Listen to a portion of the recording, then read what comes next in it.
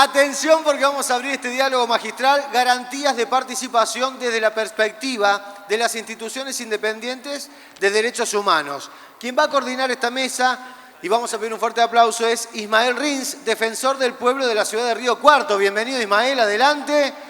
Y quienes van a participar dentro del diálogo, Ana Agostino, María Rosa Muñoz y César Córdoba. ¡Fuerte el aplauso! Bien fuerte el aplauso. Ana Agostino, ex defensora de vecinas y vecinos de Montevideo y actual vicepresidenta del Instituto Latinoamericano del Ombudsman. María Rosa Muñoz, defensora del pueblo de la Ciudad Autónoma de Buenos Aires. Y César Córdoba, defensor del pueblo de Ecuador. Bienvenido Ecuador, muchas gracias por estar. Querido Ismael, todo suyo.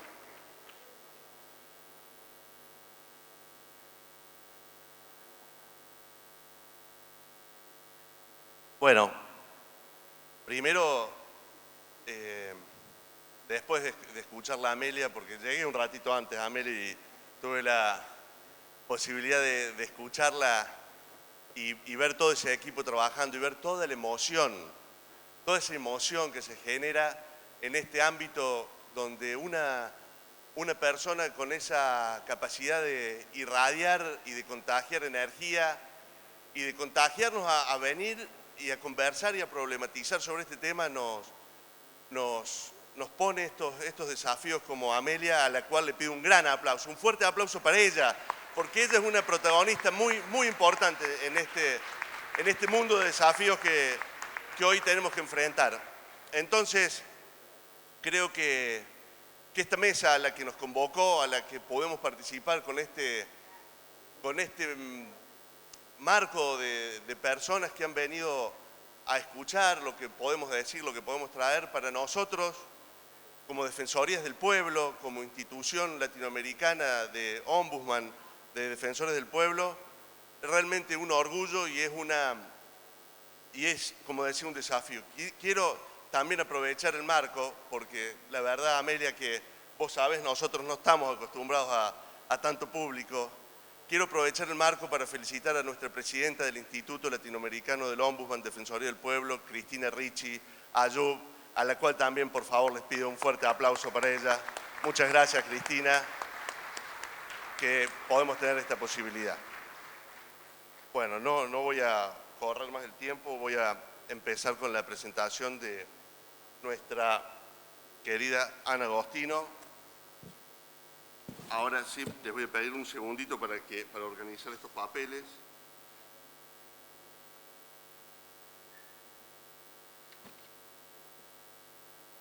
Hola.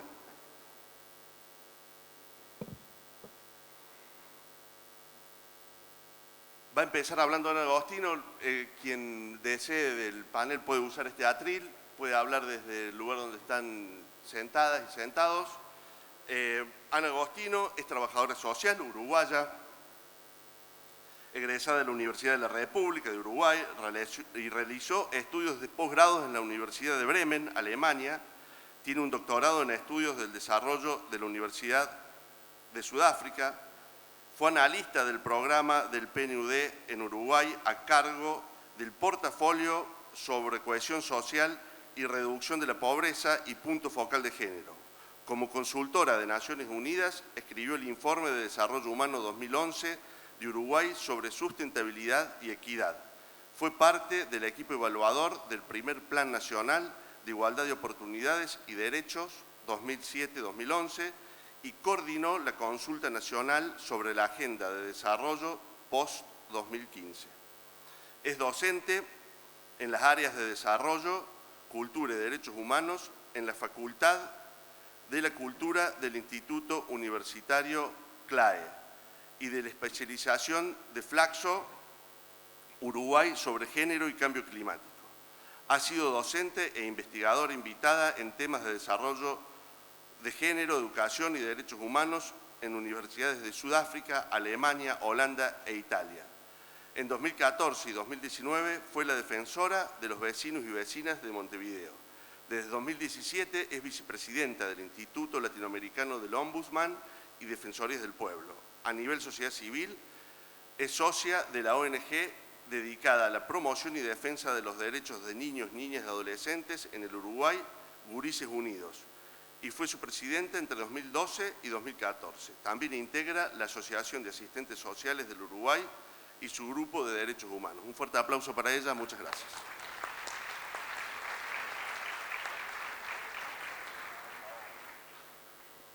Lo primero que quiero decir es eso, ese enorme público, realmente una enorme alegría estar acá, agradecer la invitación, la posibilidad de participar, de compartir con ustedes algunas reflexiones, de agradecer profundamente al equipo de la Defensoría.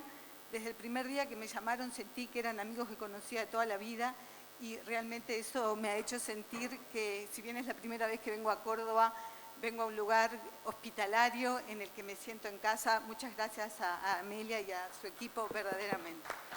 Ana, te hago una interrupción. Voy a ser muy ajustado con el tiempo, aunque hayamos llegado tarde, te voy a controlar 15 minutos para tu alocución. Muy bien, voy a tratar. Como saben, voy a hablar de las instituciones defensoras de derechos humanos, que son, a pesar de que la defensora Graham ya mencionó un poco, cómo trabajan, por qué tienen que ver con este tema de esta mesa, que es las garantías de participación desde la perspectiva de las instituciones de derechos humanos. Hablar de eso en el contexto que estamos viviendo a nivel regional y a nivel mundial, porque eso impacta, y algunas conclusiones. Primero que nada, decir que las defensorías en América Latina surgen asociadas a la figura del ombudsman escandinavo, pero comienzan en nuestra región en la década de los 80 con un foco muy fuerte en la protección de los derechos humanos, en una época caracterizada además por gobiernos autoritarios en nuestra región. Y se trata de instituciones que por definición son instituciones de puertas abiertas. ¿Qué quiere decir? Que como en ninguna otra institución, las personas llegan con sus inquietudes, sus preocupaciones, sus angustias, sus dolores, pero también sus ideas, sus pensamientos, sus imaginarios sobre cómo debería ser la vida, sobre cómo deberían ser las soluciones de los problemas que tienen muchas veces por incumplimiento de los estados o por otras razones. De manera que las personas que llegan, cuando hacen el planteo, también tienen en su planteo una mirada de solución. No es una mera queja, sino que es, por definición, un intento de participar desde ya para solucionar los problemas. Quiere decir que desde su concepción, las defensorías del pueblo son espacios de participación. Varios países, y en ese se destaca enormemente la Argentina, porque además de defensorías nacionales, provinciales o locales, tienen defensorías especializadas en niños, niñas y adolescentes. Como se mencionó muchas veces, la provincia de Córdoba es pionera, fue la primera defensoría de niños, niñas y adolescentes. También hay una defensoría nacional. Como se dijo, hay otras provincias que también tienen defensorías de niños, niños y adolescentes. Y en el caso de América Latina, Venezuela y Chile también tienen defensorías nacionales.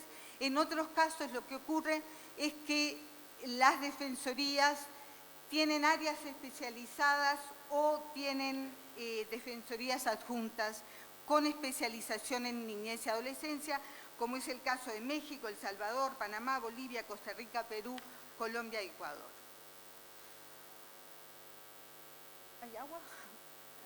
Aún donde no hay defensorías especializadas, quiero destacar que la promoción de los derechos de niñas, niñas y adolescentes también, también hace parte del mandato de esas instituciones, porque la concepción de derechos humanos que nos guía es una concepción integral que concibe a los derechos humanos como indivisibles e interdependientes, inalienables e irrenunciables, progresivos en el sentido que se van ampliando permanentemente los derechos humanos, no regresivos, es decir, un derecho conquistado nunca se puede ir para atrás. En función de esta mirada holística que estoy presentando de los derechos humanos, quiero hacer una mención a que este Congreso está teniendo lugar en paralelo con la COP27 en Egipto. La COP, que es la conferencia de las partes de la Conferencia Marco de Naciones Unidas sobre el Cambio Climático, en este caso en particular, la COP27, se llega, como todos los años, con mucha ansiedad y mucha preocupación. y en esta más que en otras. La crisis climática marcó un año de fenómenos extremos, con consecuencias mucho mayores que en años anteriores.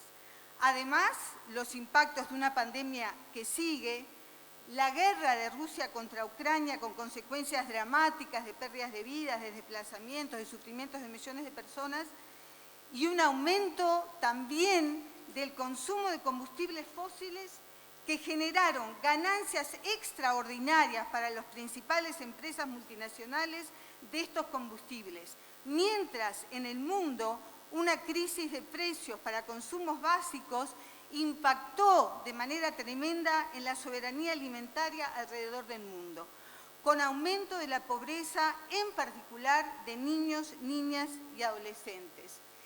Este año, por primera vez, cuando se presentó el informe de desarrollo humano, por primera vez se detectaron retrocesos en el índice de desarrollo humano en el 90% de los países durante 2 años consecutivos. Y mientras todo esto ocurre, las empresas de combustibles fósiles, responsables además de la severidad de la crisis climática, experimentan ganancias récords. Se continúa con el modelo económico dominante y el modo dominante de habitar nuestro planeta, es decir, basado en los combustibles fósiles, en el extractivismo y también en la falsa idea de la necesidad del crecimiento económico como condición indispensable para el bienestar. Hacia la COP27, Frans Timmermans, vicepresidente ejecutivo de la Comisión Europea, declaró que a no ser que se alcancen acuerdos profundos, los niños, niñas y adolescentes de hoy van a experimentar en su vida adulta guerras por alimentación y por agua. Este es el marco en el que estamos hablando hoy de los derechos de niños, niñas y adolescentes y desde la perspectiva de las defensorías de derechos humanos. Sin duda, esta preocupación no ha sido ajena a que el tema ambiental esté incorporado en este Congreso y a que, como dijera Luis Pedernera, que está sentado allí, el comité sacó esta observación general número 26, que además la defensora de Argentina organizó una consulta la semana pasada, que procura, entre otros aspectos, clarificar la relación entre los derechos de niños, niñas y adolescentes y la protección de los ecosistemas y la biodiversidad. Clarificar cómo niños, niñas y adolescentes deben ejercer su derecho a la información, la participación y el acceso a la justicia para protegerse del cambio climático. Lo real es que no hemos avanzado, lo real es que seguimos priorizando el crecimiento económico, lo real es que seguimos hablando de crecimiento sustentable en vez de hablar de la sustentabilidad de la vida. Esta falta de voluntad para los cambios profundos que estamos requiriendo es importante pensando en los derechos y la participación de niños y niñas y adolescentes, porque, como dice, y cito a otra uruguaya, Carmen Rodríguez, especializada en temas de infancia, ella plantea: en América Latina, las desigualdades sociales hacen estragos en la infancia. De más en más vamos siendo conscientes hasta qué punto las violencias estructurales propias del neoliberalismo producen cadenas de violencia que las vemos en las familias, comunidades, instituciones y en el lazo social en un sentido amplio. De modo que hay una prioridad irrevocable. Si queremos contribuir con la infancia, es la lucha por sociedades más igualitarias, más justas y más distributivas. Pero revertir estas situaciones y hacerlo en función de una mirada holística que reconozca la interrelación e interdependencia de los seres humanos y también con la naturaleza, no se va a resolver en ámbitos cerrados de negociación. Y acá cito al presidente de Colombia, Gustavo Petro, que acaba de estar la semana pasada en la COP y que presentó lo que él llamó un decálogo desde Colombia para superar esta crisis. En su punto 1 plantea: la humanidad debe saber que si la política mundial no supera la crisis climática, se extinguirá. Los tiempos de la extinción que vivimos deben empujarnos a actuar ya y globalmente, como seres humanos, con y sin permisos de los gobiernos. Es la hora de la movilización de la humanidad toda. Esta humanidad también incluye a niños, niñas y adolescentes, no solo en relación con sus derechos específicos, sino y sobre todo en relación con una mirada sobre la vida en su diversidad, sobre sus propios imaginarios de futuro, sobre cómo trabajar de manera conjunta, e intrageneracionalmente, para acordar formas de habitar que nos permitan abrigar esperanzas para la continuidad de la vida. Y me permito, para mostrar algunos ejemplos de cuál es la situación que estamos viviendo, traer algunas situaciones de Uruguay. Según datos del Instituto Nacional de Estadística, en el primer semestre de este año, el total de personas en el Uruguay viviendo bajo la línea de pobreza es de 10.7.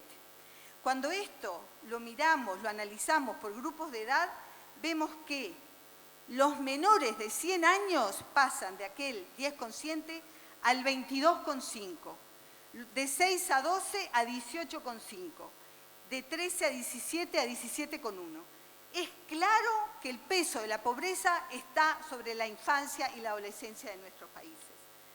A su vez, en Uruguay, este ha sido un año muy conflictivo, con muchas movilizaciones, porque se han intentado llevar adelante cambios en el sistema educativo de espaldas a la comunidad educativa.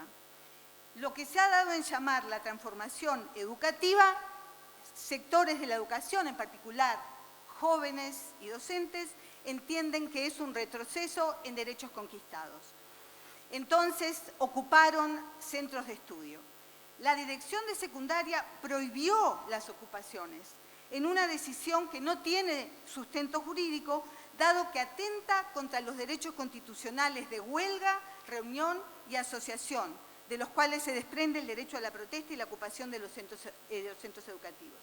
Esta transformación educativa, como la llaman, incluye, entre otros aspectos, cambios en los programas de historia, que intentan legitimar miradas dominantes no solo sobre nuestro pasado, sino también sobre la propia identidad. En estos programas se excluyeron las referencias a la trata de esclavos, así como a la participación de la población afrodescendiente en los procesos históricos de construcción de nuestra identidad. Es decir, no solo se excluye a los adolescentes de la participación en los cambios educativos que impactarán por el resto de su vida, sino que a un sector de esos adolescentes, porque hablamos de infancias y adolescencias, a un sector de esos adolescentes se les niega el derecho a la propia identidad, pretendiendo mantener el mito de un país blanco, de un país exclusivamente descendiente de europeos. Esto constituye violencia simbólica, racismo y discriminación. Pero como vimos, los y las adolescentes, frente a estas pretensiones de imponer modelos, se han movilizado. Y también lo mencionaba Félix, el moderador anterior. Jóvenes a nivel mundial, por ejemplo, que organizaron los viernes por el clima, por el futuro, estos jóvenes movilizados, mencionaba la defensora ejemplos también en provincias de la Argentina. Es decir, la protesta. Y quiero decir que la Comisión Interamericana de Derechos Humanos, como parte de la Relatoría Especial para la Libertad de Expresión, elaboró en el año 2019 estándares sobre los derechos involucrados en la protesta social y las obligaciones que deben guiar la respuesta estatal. Y menciono este instrumento porque es un instrumento que guía el trabajo de las defensorías. En el prólogo de este derecho a la protesta, la Comisión Interamericana plantea: la protesta social es un elemento esencial para la existencia y consolidación de sociedades democráticas y se encuentra protegida por una constelación de derechos y libertades que el sistema interamericano garantiza, tanto en la Declaración Americana de los Derechos Humanos y Obligaciones como en la Convención Americana de Derechos Humanos. Los derechos de la libertad de expresión, reunión pacífica y de asociación garantizan y protegen diversas formas individuales y colectivas de expresar opiniones, disenso y afirmar la identidad, etc. Quería mencionar que otro instrumento importante es el que mencionó Luis Pedernera respecto a la Convención y al protocolo facultativo. Es decir, tenemos instrumentos desde las defensorías para facilitar, promover derechos de participación. Pero sobre este punto de la participación quiero agregar una reflexión. La participación, casi que por definición, es transgresora. No alcanza con consultar a niños, niñas y adolescentes para programas que ya están hechos o para consultarle por algo que está en marcha. La participación implica que yo hable donde no me llaman. La participación implica que podamos opinar y hacer oír nuestra voz, en particular niños, niñas y adolescentes, en aquellos lugares donde nadie les preguntó, que ellos puedan llevar sus preocupaciones, sus miradas a los lugares donde no han sido convocados. Me parece que ha habido ejemplos de esto a lo largo del Congreso. Esa participación, que también puede canalizarse, ayer, por ejemplo, nos visitó un muchacho de Las Varillas, poniendo un ejemplo de buena práctica respecto al Consejo Deliberante Estudiantil. Quiere decir, hay posibilidades de garantizar la participación en espacios institucionalizados, pero la participación convocada no requiere espacios institucionalizados. Requiere la voluntad de hacer llegar las miradas y visiones particulares que todos los seres humanos desde la infancia tienen desde su particularidad. Para concluir, Ismael, voy a rescatar lo que intenté compartir con ustedes. Primero que nada, que la existencia de defensorías del pueblo en un marco de ejercicio autónomo, de respeto de su accionar, institucionalmente fuerte y sin interferencias del poder político, es en sí misma condición para que se respete el derecho a la participación. Esta participación de niños, niñas y adolescentes requiere condiciones materiales y simbólicas para su concreción. No es real que situaciones de pobreza, hambre, violencia, falta de acceso a la educación, a una vivienda digna, permita que esa voz de niños, niñas y adolescentes pueda manifestarse en pleno ejercicio de su autonomía como seres humanos con dignidad. El momento histórico que atravesamos se caracteriza por un riesgo real de deterioro ambiental que no garantiza la continuidad de la vida de los seres humanos y de la naturaleza. Por lo tanto, el llamado a priorizar esfuerzos sistemáticos hacia una transición de los modos de habitar es impostergable. Y los niños, niñas y adolescentes tienen visiones, deseos e imaginarios sobre ese futuro que necesariamente tiene que ser escuchado, no solo para ver si encaja en los programas, sino para una elaboración conjunta, intergeneracional, de nuevas políticas que desde los adultos aún no se han pensado. Y la participación de niños, niñas y adolescentes se puede dar en espacios institucionales, como dijimos, pero también como manifestación espontánea y organizada que cuestiona situaciones que se sienten como limitantes para el pleno goce de los derechos y garantizar el derecho a la protesta y a la libre expresión en el espacio público es una tarea fundamental que asumimos como Defensorías del Pueblo para la consolidación democrática. Muchas gracias.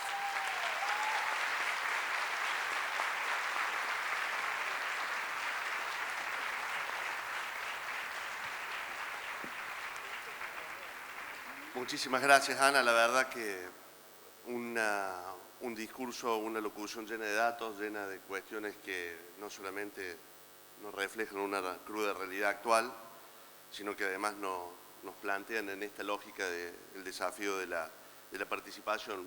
Un mínimo apunte vinculado a un tema que tocó, que me parece que es trascendente para este encuentro que tiene que ver con la COP27, este diálogo de naciones auspiciado hoy por la Coca-Cola y Nestlé. Realmente es para abucharlo, es una vergüenza que esto esté ocurriendo en estas circunstancias. Realmente que se hable de la participación de niños, niñas, adolescentes en un mundo donde hay aquellos poderosos que nunca le alcanzan las leyes, se están cargando el mundo y se junten a dialogar a ver cómo lo solucionan, y al pobre pibe que se sale un poquito del sistema porque quiere expresar su sexualidad como le plazca, se lo victimiza y se lo revictimiza. Realmente creo que estamos en un mundo al revés, que desde estos ámbitos de participación se puede empezar a cambiar. Así que muchas gracias por traer ese tema, Ana, me parece que es muy, muy importante.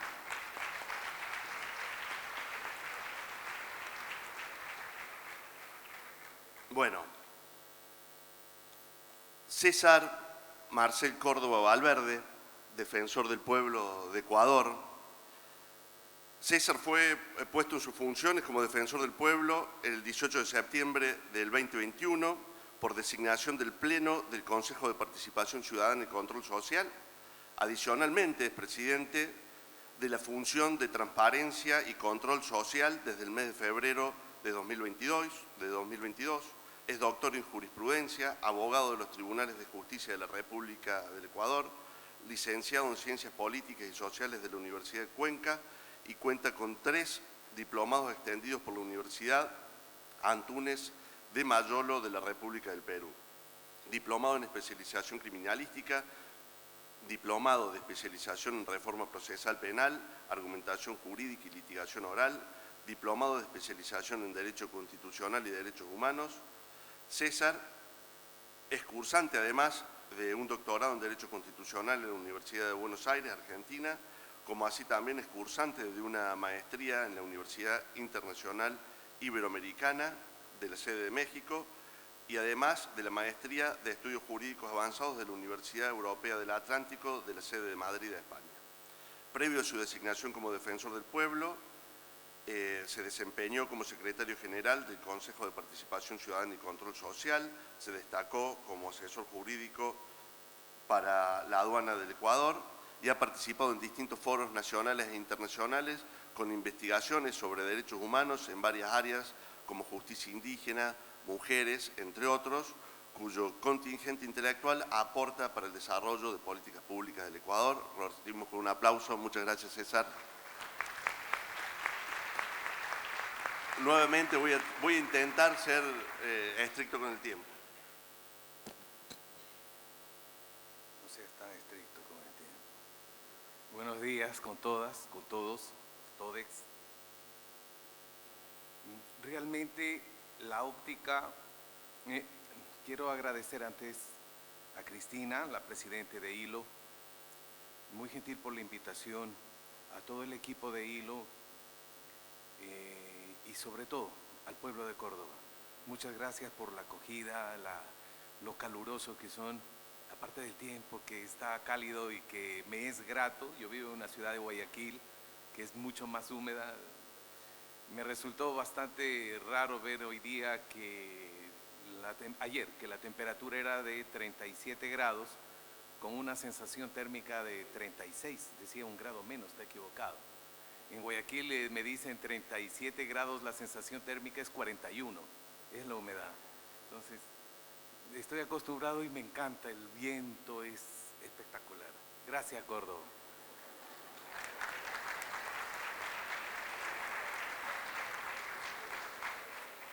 Sin lugar a duda, la temática que nos convoca, esto es las garantías de participación de las niñas, niños, adolescentes, desde una perspectiva de las instituciones independientes, como debe ser una institución independiente, las INDH, las Instituciones Nacionales de Derechos Humanos. Quiero poner en contexto, primero, de que lo que me voy a permitir hablar es lo que actualmente está ocurriendo en Ecuador. No quiero decir que sea mal, sea bien, todo es perfectible y las leyes, como todos conocemos, son cambiantes y se adecúan a la estructura social con la cual pertenecemos. Entonces, nada es estático, todo tiene que ser cambiante.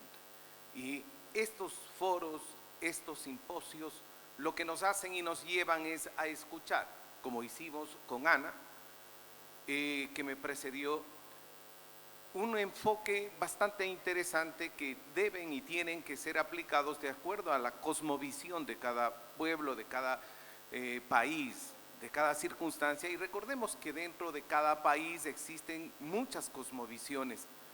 En mi país tenemos 25 nacionalidades indígenas, entonces es diferente. Cada pueblo, respetando su idiosincrasia, su cosmovisión, su cosmogonía, tenemos que adecuar la conducta de tal manera de que podamos llevar a una feliz aplicación toda esta defensa que hoy día vamos a platicar de los derechos de los niños, niñas y adolescentes.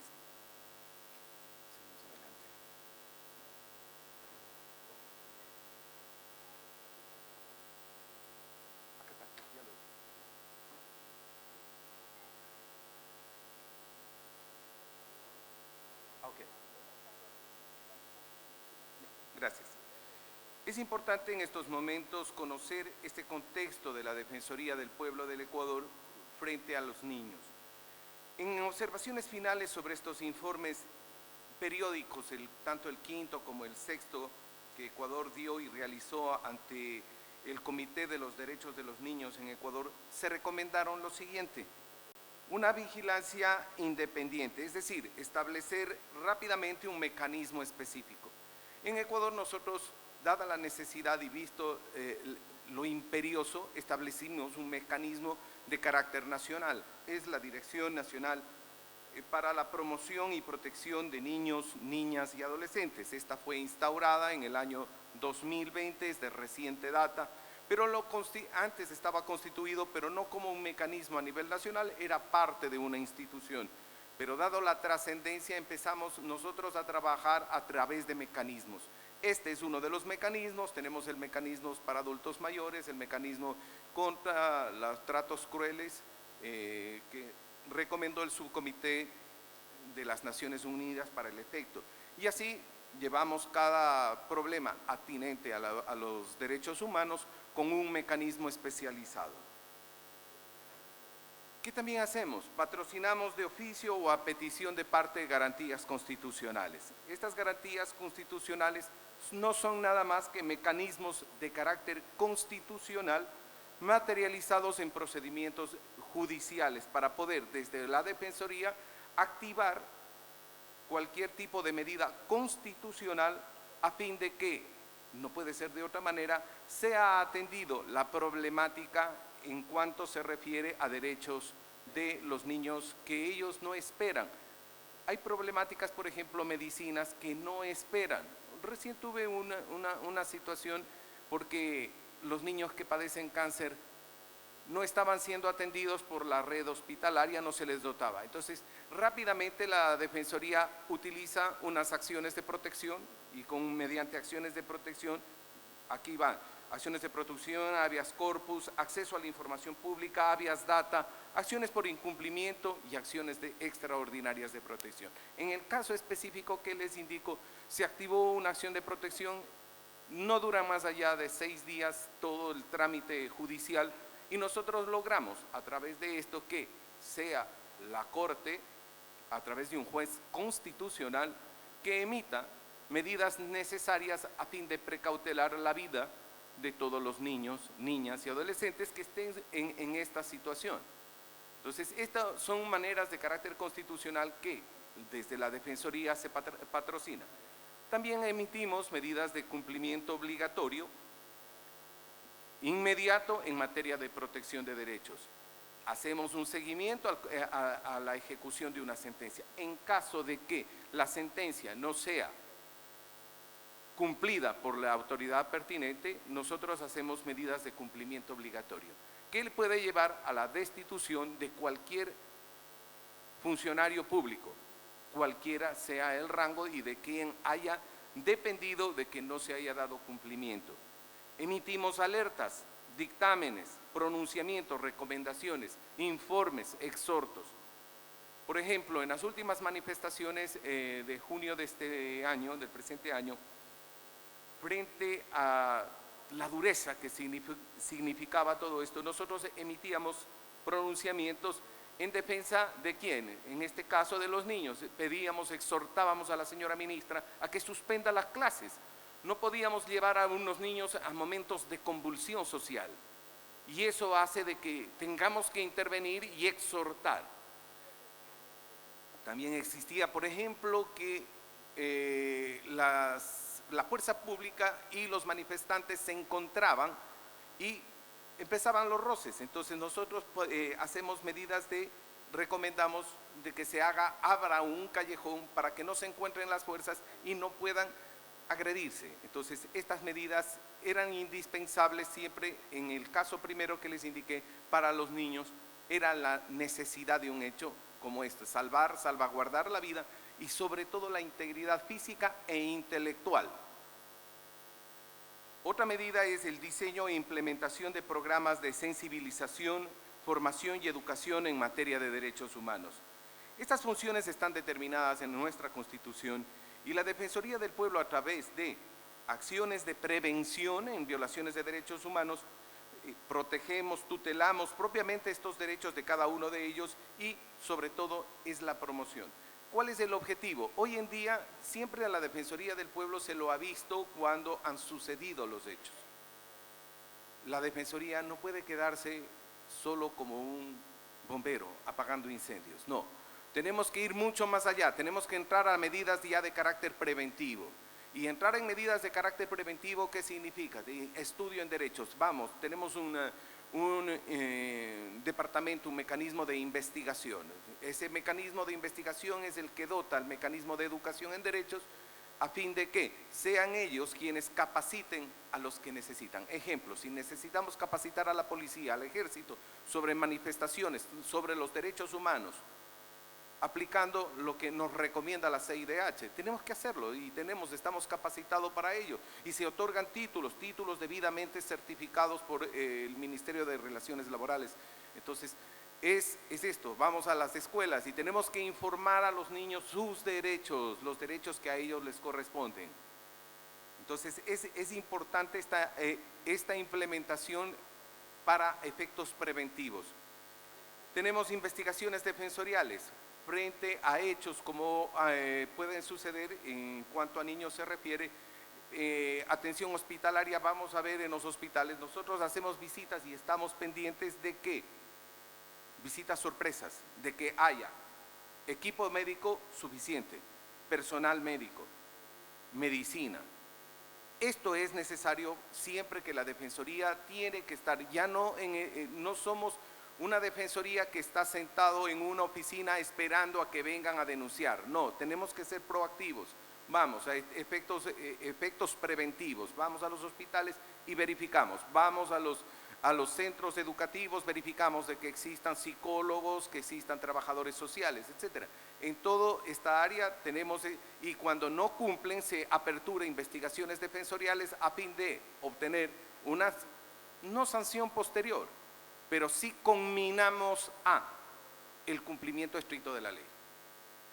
Obviamente, si no existe por parte de las autoridades, los mismos ministerios de cada ramo emprenderán las acciones en base a informes que la Defensoría evacúe dentro de estos procesos de investigación defensorial. Otra manera, hacer seguimiento a sentencias, acuerdos reparatorios que emitan las garantías jurisdiccionales.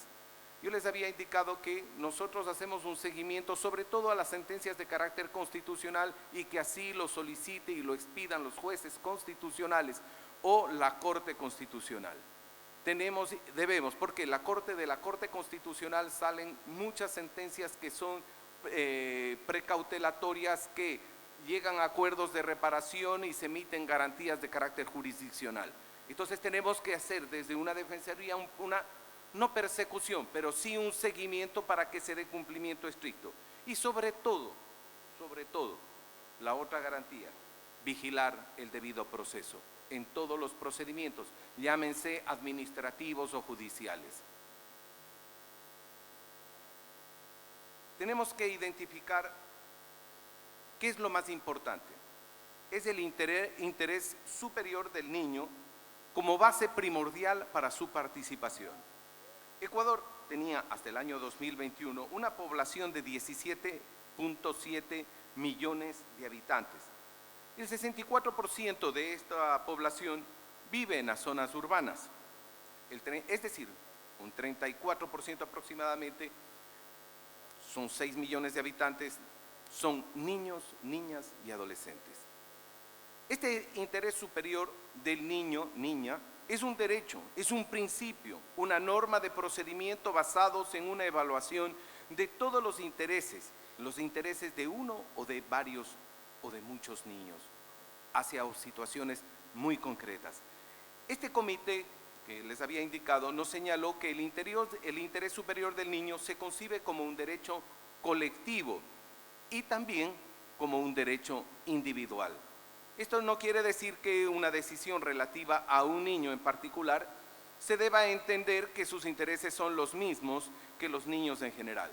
Si nosotros protegemos, en el caso de un niño con una enfermedad rara, estamos protegiendo a todos aquellos niños que padecen una enfermedad rara, huérfana o catastrófica. Entonces, es la decisión de un niño acarrea a todos los niños en general. Por eso decimos de que se lo toma en carácter individual para un caso, pero de aplicación colectiva, dado el interés que es de carácter colectivo. Este es el concepto de interés superior. Va más allá, es muy complejo con su contenido. Tiene que determinarse por cada caso y la autoridad se podrá aclarar este concepto y ponerlo de manera práctica y concreta, o sea, para el niño recurrente. El concepto de interés superior del niño es muy flexible y adaptable. Debe ajustarse y definirse a formas de carácter muy individual, con arreglos a situaciones concretas de varios niños afectados y teniendo en cuenta un contexto, una situación de necesidades personales. Esta flexibilidad de este concepto del interés superior del niño permite la adaptación a una situación de cada niño con su respectiva evolución en conocimientos y materia de desarrollo infantil. ¿Cuáles son los principales problemas? Gracias. Ya no me gustó esto. ¿Cuáles son los principales problemas que pueden afectar a los niños? La manipulación y la fragmentación. La fragmentación, que es la debilidad del Estado por años que ha traído un trabajo por temas de interés superior del niño, fragmentando con serios problemas para la cooperación intersectorial en los macros. Y la manipulación, que ha sido utilizado abusivamente por los gobiernos y otras autoridades estatales para justificar políticas racistas, como por ejemplo de los padres que defiendan intereses propios en sus disputas por la custodia y por profesionales que no se podía pedir que tomen la molestia y desdeñaban evaluaciones de interés superior del niño. Para concluir, dado el tiempo, me gustaría alargar la charla, pero respetuoso del tiempo, sí llevo siempre una reflexión que la venimos trabajando y está por aplicarse. Estamos creando el nuevo Código Orgánico de la Niñez y Adolescencia en Ecuador. Y algo que es muy sustancial, que nos ha faltado y hemos venido en desmedro año tras año. Nunca escuchamos a nuestros hijos.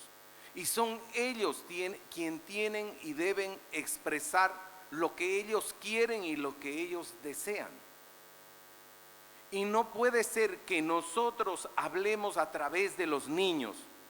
No, ellos tienen, y para que ellos hablen con su corazón, con lo que quieran expresarse, deben crearse las condiciones adecuadas bajo personas especializadas para que los niños puedan y quieran hablar. Y que ellos hablen tiene que ser una opción.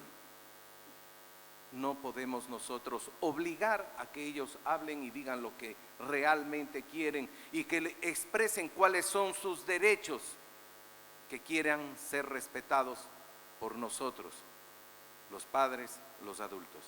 Gracias a todos ustedes. Un buen día.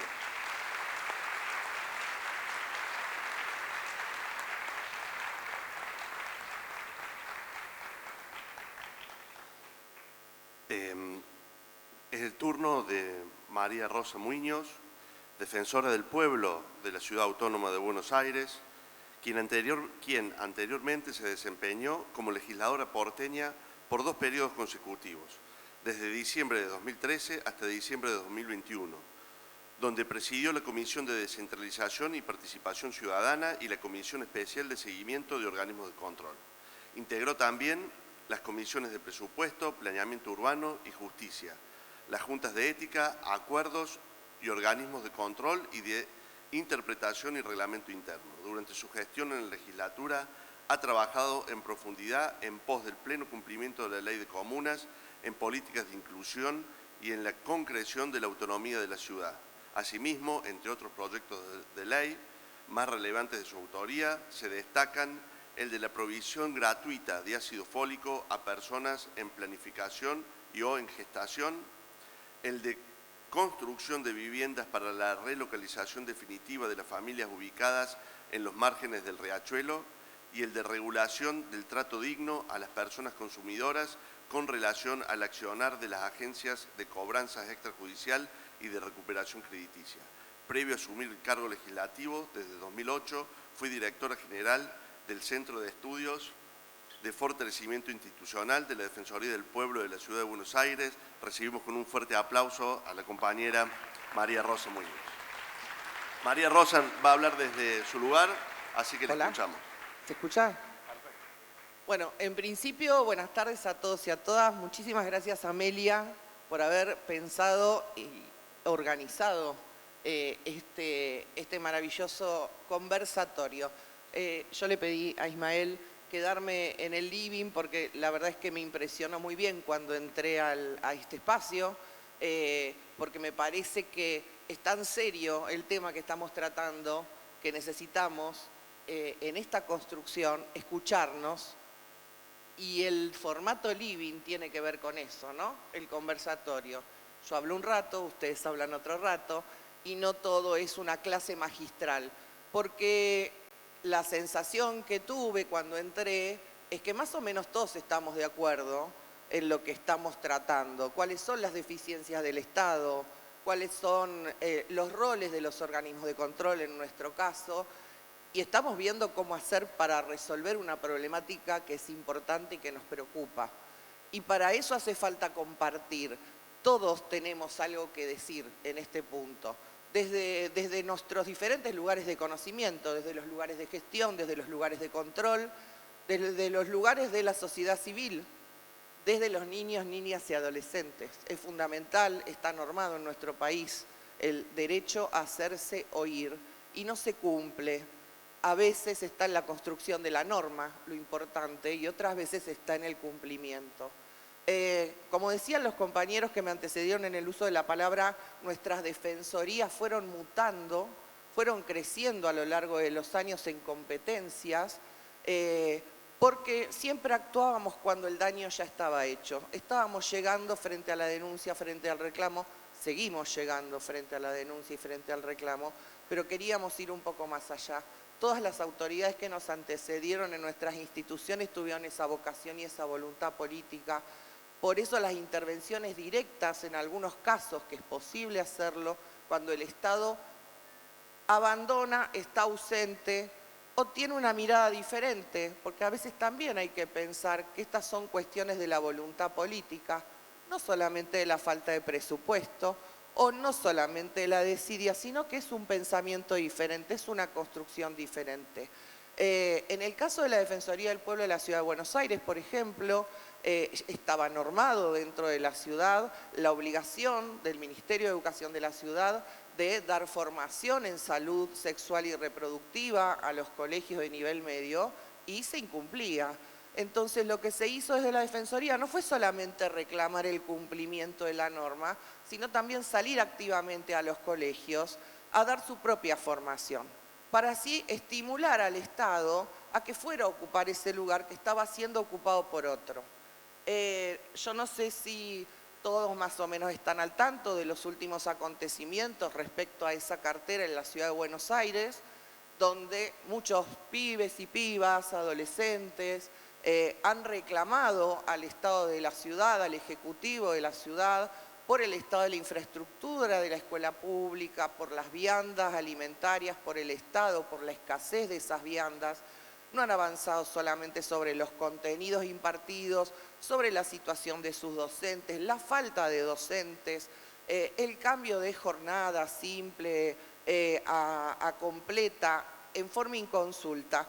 La Constitución de la Ciudad de Buenos Aires es muy clara en este aspecto. Hay una sola cartera que está obligada a ser construida con la comunidad, y es la cartera de educación. En el momento que se dictó la Constitución de la Ciudad de Buenos Aires, sus constituyentes estaban evidentemente muy preocupados por cómo garantizar que la educación fuera una construcción colectiva, y lo pusieron específicamente dentro de la Constitución. La realidad es que los niños, niñas y adolescentes en la Ciudad de Buenos Aires en materia educativa no son oídos, y el Estado está obligado a escuchar a los niños, niñas, adolescentes, a escuchar a los docentes, a escuchar a las familias. En este proceso se dieron las tomas de los colegios. Nosotros invitamos a una instancia de participación. La Defensoría del Pueblo de la Ciudad de Buenos Aires tiene la potestad de citar funcionarios y decidimos no hacerlo, decidimos formar parte de este ser escuchados y que queremos escuchar a todos. Y le invitamos a la ministra a ser escuchada y a que escuche a los niños, niñas, adolescentes. Fue la única que faltó a la cita. Armamos un espacio neutral, un espacio amigable, vinieron las familias, vinieron los docentes, vinieron los niños, niñas, adolescentes. Faltó el ministerio, no solamente en función de la ministra, sino que no mandó a ningún funcionario. Y me parece que eso es lo otro que tenemos en común con esta instancia. Y por eso no tenemos voces disonantes. Estos encuentros son enriquecedores para todos nosotros, para conocer otras realidades, para conocer otros funcionamientos, pero también para hacernos de datos. Estos datos que a nosotros nos sirven para dar la discusión dentro de nuestros organismos, con la comunidad entera, y para poder plantarnos frente a ese ejecutivo que o tiene otra decisión política, o tiene otra voluntad política, o es ignorante de lo que está pasando, porque no tiene territorialidad, porque esto también pasa, es la otra condición que hay que cumplir. Todos tenemos que tener esa territorialidad. Todos tenemos que escuchar y ser escuchados y todos tenemos que salir a caminar los barrios para ver cuáles son nuestras realidades, que no estamos trabajando sobre una utopía, sino que estamos trabajando sobre lo que hay. Hay que trabajar sobre la asignación de recursos. La Ciudad de Buenos Aires es la más rica de Latinoamérica. Entonces, lo que pasa no es un problema de falta de recursos, no es un problema presupuestario, es una decisión.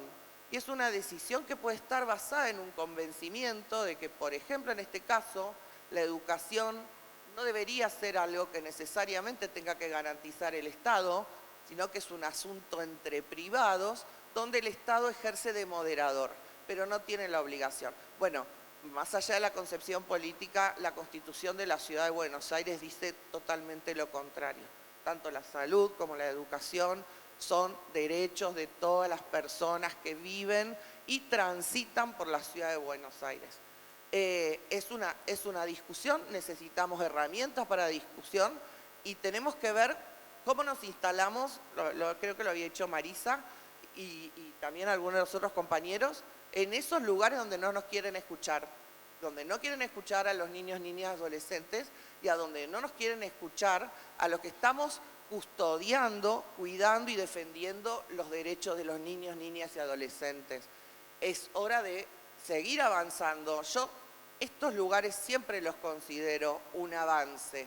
Basta escuchar el panel anterior. Amelia fue la primer defensora, pero ahora tenemos 6 defensorías más y tenemos Defensoría de Niños, Niñas, Adolescentes de la Nación. Entonces, este proceso es un proceso colectivo, no se da sin pelea, tenemos que capacitarnos, tenemos que profesionalizarnos, tenemos que adquirir conocimientos, compartir estas experiencias con todos y todas. Lo más enriquecedor para mí siempre es transitar el territorio y escuchar la realidad de cada uno para poder implementar estas políticas, para poder ir a convencer a nuestros propios compañeros funcionarios de que es necesaria la inversión pública.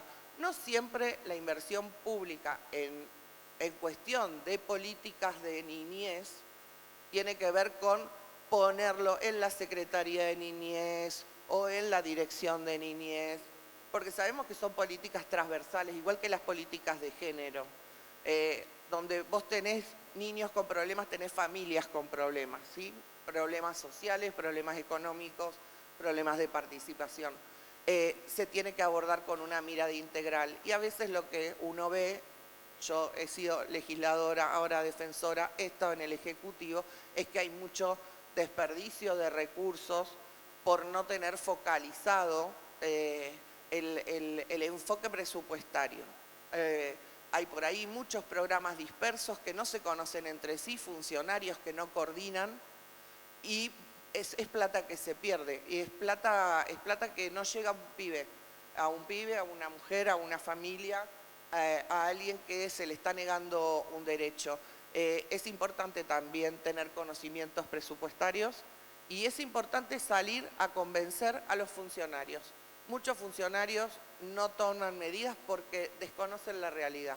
Es triste, pero es así. Y es parte también de nuestro trabajo militante hacerles llegar esa realidad.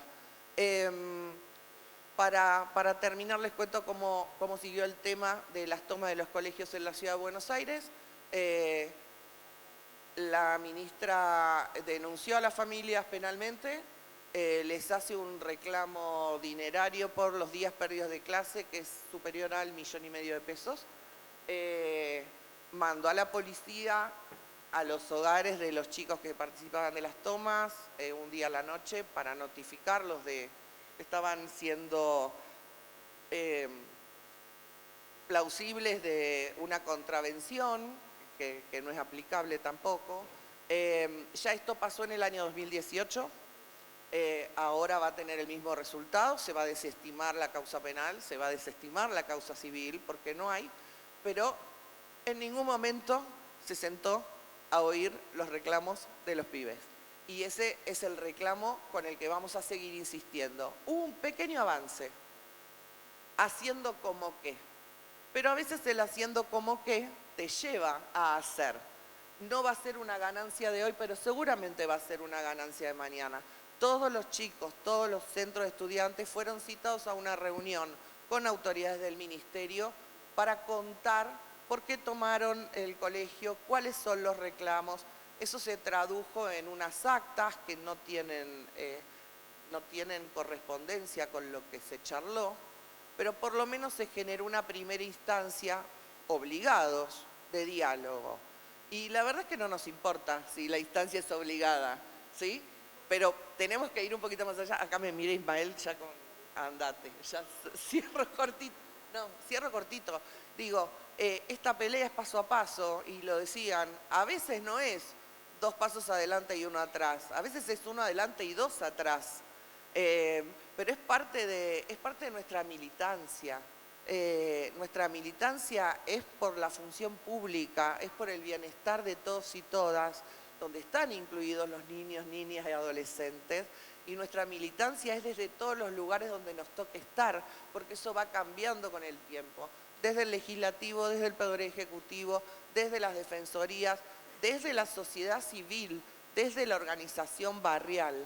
A veces somos todos a la vez. Eso. Y nada, me parece que lo fundamental, oigamos a nuestros pibes. Muchísimas gracias, María Rosa. Le vamos a pedir a Amelia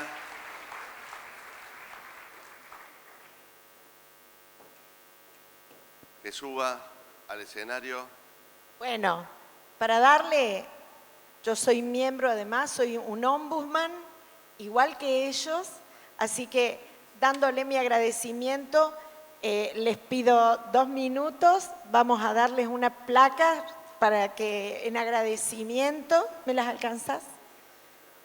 Como él es amigo mío, yo le puedo decir, lo puedo retar, le puedo decir lo que quiera.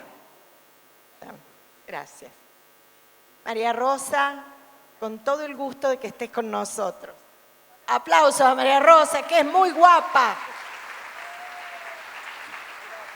Y se la ha bancado con los chicos. A la querida Ana Agostino, que ha venido desde Uruguay. Gracias, Ana.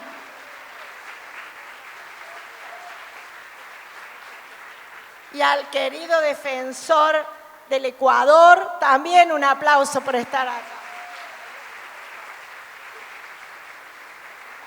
Y aunque yo proteste y le tire las orejas, le vamos a dar también nuestro reconocimiento a nuestro querido defensor del pueblo de la ciudad de Río Cuarto, Ismael Rins, que además preside la AGOL, que es la Asociación de Ombudsman Locales, y bueno, y forma parte también del instituto. Así que gracias. Muchas gracias, Amelia. ¿Una fotito? ¿Hacemos una foto? Hacemos la foto entonces, fuerte el Después aplauso tengo nuevamente. y después viene una cosa especial antes de empezar la siguiente. Muchas ¿Fotito? gracias. Ana Agostino, muchísimas gracias. María Rosa Muñoz, gracias César Córdoba, Ismael Rins, fuerte el aplauso entonces. Ha pasado esta mesa de diálogo magistral, garantías de participación desde la perspectiva de las instituciones independientes de derechos humanos. Segunda mesa de la jornada en la sala A. Hay Bueno. más salas. Bueno, y antes de que nos dividamos, tenemos una visita especial con un mensaje especial. Ustedes saben que el primer día dijimos que nuestro intendente no había podido llegar porque estaba en Estados Unidos. Le voy a dar la palabra para que nos traiga el mensaje del intendente al queridísimo Miguel Siciliano, secretario de Gobierno y Coordinación de la Municipalidad de Córdoba. Además, casi como, no voy a decir un hijo, voy a decir un hermano menor. Miguel. Muy buenos días a todas, a todos. Martín Zarzora es el intendente de Córdoba, de nuestra ciudad.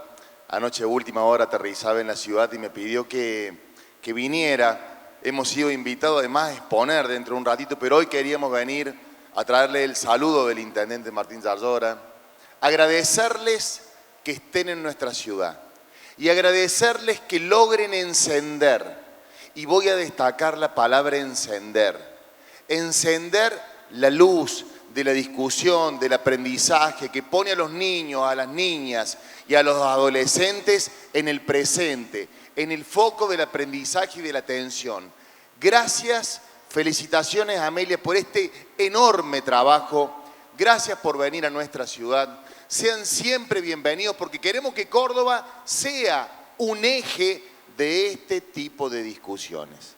Cuando se discuten los derechos de las niñas, de los niños y de los adolescentes, queremos ser como ciudad protagonistas. Que Dios los bendiga. Gracias por estar en nuestra ciudad. Ojalá que puedan disfrutar de este congreso. Felicitaciones, Amelia. Gracias. Gracias a ustedes, gracias Miguel, gracias a Martín, que es un gran amigo y un gran hermano de la vida.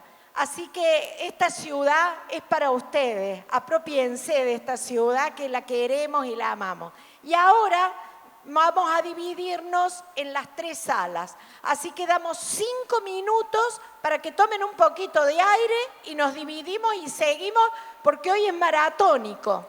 Gracias.